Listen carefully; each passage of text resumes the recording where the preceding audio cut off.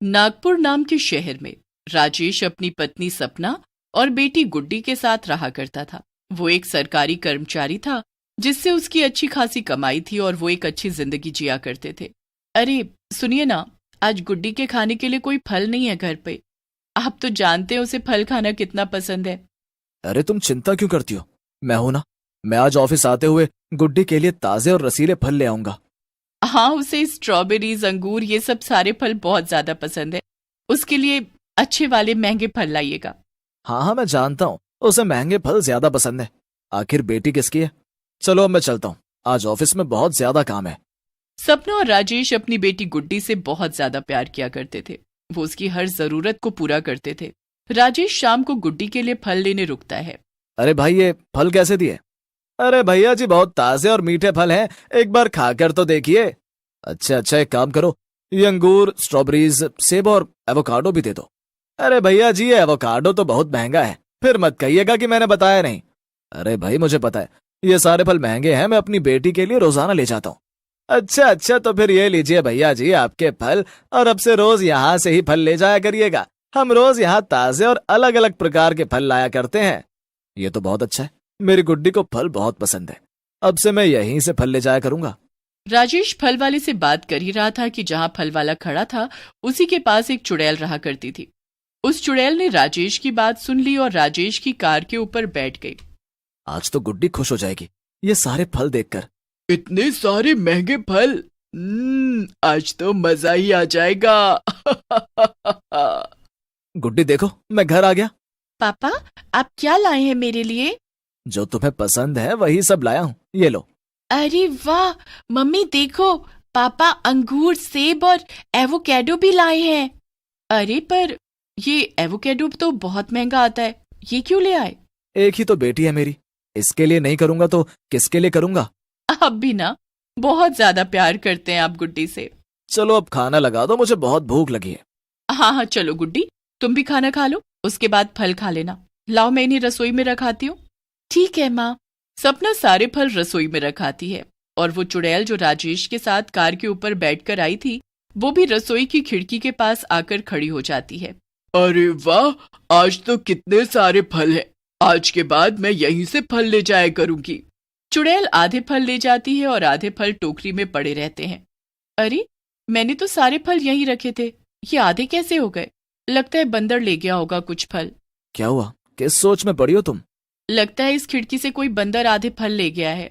अरे सपना तुम्हें संभल कर रहना चाहिए था ना, फल कितने महंगे हैं ये फल तुम्हें पता नहीं। मुझे माफ कर दीजिए, आगे से मैं ध्यान रखूंगी।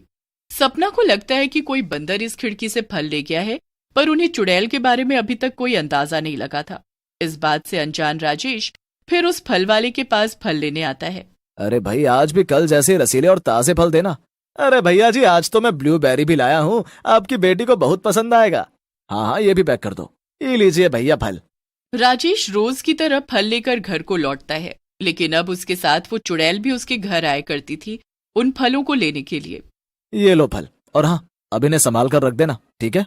हाँ आज मैं फल रखकर खिड़की बंद ही कर देती हूँ, जिससे कोई बंदर या बिल्ली अंदर ना आ पाए।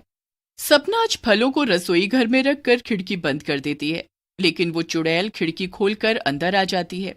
तुम चाहे कितना भी छुपा लो, ये फल तो मैं लेकर ही रहूंगी। अरे वाह, आज तो बहुत सारे महंगे महंगे फल हैं। चुड़ैल आज फिर से आधे फल ले जाती है और सपना जब आकर देखती है तो अरे ये कैसे हो सकता है, आज तो मैंने खिड़की भी बंद रखी थी, फिर ये फल कैसे आधे हो गए? अरे आज फिर ये फल आधे? मैंने कहा था ना कि इन्हें संभाल कर रखना। मैंने सच में खिड़की बंद ही रखी थी। अरे खिड़की बंद रखी थी तो खुली कैसे फिर? सपना लगता है आजकल तुम्हारी याददाश्त कमजोर हो गई है। मेरा यकीन कीजिए, मैंने खिड़की बंद करके फल यहाँ रखे थे। अब छोड़ो, हो जाती है गलती, अगली बार से ध्यान रखना क्योंकि बहुत महंगे फल हैं ये। हाँ मुझे माफ। सपना को पूरा यकीन था कि उसने खिड़की बंद करके रखी थी, लेकिन उसे समझ नहीं आ रहा था कि फल आधे गायब कैसे हो गए हैं। आज भी फल ले जाता हूँ। अरे भैया जी आप आ गए, आइए आइए, आज तो सब गुड्डी बिटिया के पसंद के फल हैं। हाँ जल्दी से पैक कर दो और अच्छे वाले फल ही डालना। अरे हाँ भैया जी आप हमारे प्रिय ग्राहक हैं, आपके साथ थोड़ी गद्दारी करेंगे। राजेश फल लेकर घर आता है और वो चुड़ैल भी उसके पीछे आती है। सपना रसोई घर में फल रखकर खिड़की और दरवाजा बंद कर देती है और सबके सोने के बाद चुड़ैल फिर वहां आ जाती है। ओह, अरे वाह, ये तो कितने रसीले फल है। आज तो मजा ही आ जाएगा। चुड़ैल को ये पता नहीं था कि सपना और राजेश ने आज उसके लिए जाल बिछाया था। उसने जैसे ही फल को उठाया उसमें से करंट आने लगा और अलार्म बजने लगा। अरे अरे, ये क्या हो रहा है? ओह, तो ये चुड़ैल थी जो रोज हमारी गुड्डी के फल ले जाया करती थी। मैं तो कहती हूँ अभी अघोरी बाबा को बुलवाते हैं और इसे पकड़वा देते हैं। नहीं नहीं, ऐसा मत करो। क्यों, अब डर लग रहा है? चोरी करते हुए नहीं लगा डर?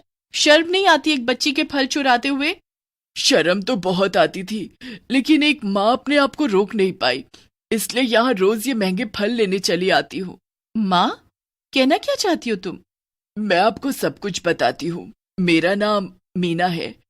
मेरी भी एक बेटी है, इमली। मेरे पति मजदूरी का काम करते हैं और मैं घर में झाड़ू बर्तन का काम करती थी। मालकिन, कुछ पैसे उधार मिल सकते हैं क्या? देखो मीना, ये रोज रोज तुम्हारी उधारी मांगना मुझे बिल्कुल पसंद नहीं। वो मालकिन इमली के लिए कुछ फल लेने थे। उसे ताजे रसीले फल बहुत पसंद हैं। तुम्हें अपनी बेटी को समझा देना चाहिए कि ख्वाहिशें अपनी औकात के बाहर ना देखा करे। तुम लोगों को 2 वक्त का खाना मिल जाए, वही बड़ी बात है। हाँ, मैं जानती हूँ मालकिन, लेकिन वो बच्ची है, उसे फल खाना बहुत पसंद है। वहां टोकरी में कुछ सड़े गले फल पड़े हैं, वो ले जाओ। यही है तुम्हारी बेटी की किस्मत में। इमली को ताजे और रसीले अलग अलग प्रकार के फल खाना बहुत पसंद था, लेकिन मैं कभी उसके लिए वो फल खरीद नहीं पाती थी। इमली, इमली, मुझे माफ कर दे बेटी, मैं तेरी इतनी सी भी ख्वाहिश पूरी नहीं कर पाती। कोई बात नहीं माँ, मुझे नहीं चाहिए फल, मैं ऐसे ही खुश हूँ। इमली इतनी समझदार थी कि उसने कभी मुझसे कुछ नहीं कहा, लेकिन मैं जानती थी कि महंगे फलों को देखकर उसे बहुत इच्छा होती थी उसे खाने की, इसलिए मैंने एक बार कुछ पैसे बचाकर उसके लिए फल लिए। भैया, वो अंगूर और ये अच्छे वाले आम देना। अरे ये तो बहुत महंगे हैं, इतने पैसे हैं तुम्हारे पास? हाँ हाँ हैं, ये लीजिए। मैं उस दिन बहुत खुश थी क्योंकि इमली के लिए मैंने ताजे रसीले फल लिए थे। मैं घर के रास्ते आ ही रही थी कि उसमें से एक आम रास्ते पर गिर गया। मैंने आसपास देखा नहीं और उसे लेने के लिए भाग गई और सामने आती हुई गाड़ी को देखा ही नहीं। गाड़ी के टक्कर लगने से मेरी मौत हो गई और मैं चुड़ैल बन गई। उस दिन जब मैंने आपको अपनी बेटी के लिए फल लेते देखा तो मुझे इमली की याद आ गई और मैं आधे फल गुड्डी के लिए छोड़कर आधे फल इमली के लिए ले गई। इमली ये फल खाकर बहुत ही ज्यादा खुश हो गई, इसलिए तुम्हारी आत्मा इस तरह भटक रही है। हमें माफ कर दो, हमने बिना सोचे समझे तुम्हें ना जाने क्या क्या कह दिया। नहीं, गलती मेरी ही है। मैंने फलों की चोरी की, वो भी आपकी बेटी के लिए लाए हुए फलों की। मीना बहन, आज मैं आपसे एक वादा करता हूँ कि जितने फल मैं अपनी गुड्डी के लिए लाऊंगा उतने ही फल मैं इमली के लिए भी लाया करूंगा। आप सच कह रहे हैं? हाँ, आज के बाद इमली कभी भी इन महंगे फलों के लिए नहीं तरसेगी। हाँ राजेश, सही कह रहे हैं। आप हमें इमली से मिलवा दीजिए।